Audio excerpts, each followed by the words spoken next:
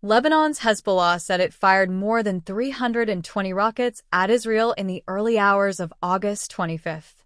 The movement claims that 11 military infrastructure facilities were hit, some of them in the Golan Heights. Israel carried out strikes on southern Lebanon the day before. The government called them preventive.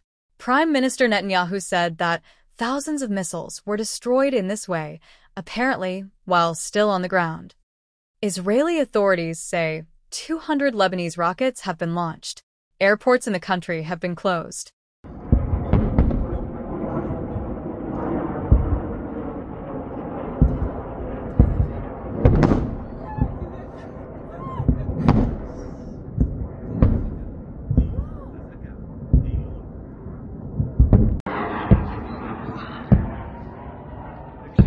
אתה צריך ללכת הביתה ולקחת את אמא למשרד. היא לא מבינה מה הולך. תקשיב, אבינועם, לך הביתה, קח את כל הילדים למקלט למטה. יאללה, רוץ, אבינועם, מה אתה בא לפה? יאללה, אנחנו נלך למשה ולחביבה. יאללה, מי בא? מה אתם עושים שם? התחילה השריפה? כתבם נפלנו, ואיפה יש עוד שריפה? בוא נלך לראות שאף אחד שאולי צריך לחפות שריפה, לעזור לאנשים, לא? אני בינתיים פה. יש פה נפילה פה, אתם רואים? נפלו שברי עירות.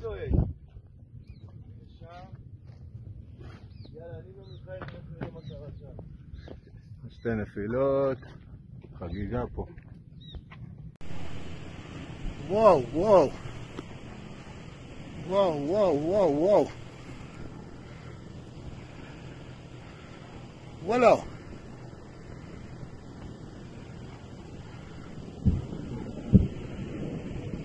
ولو ولو ولو اطلعوا برا اطلعوا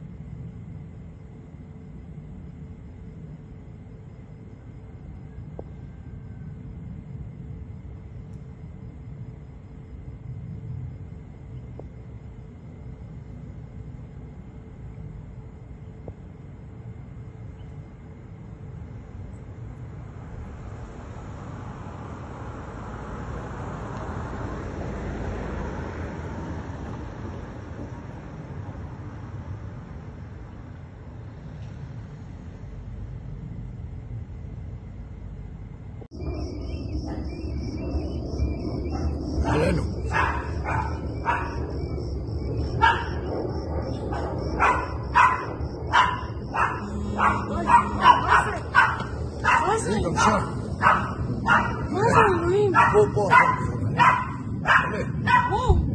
سيك سيك سيك نسي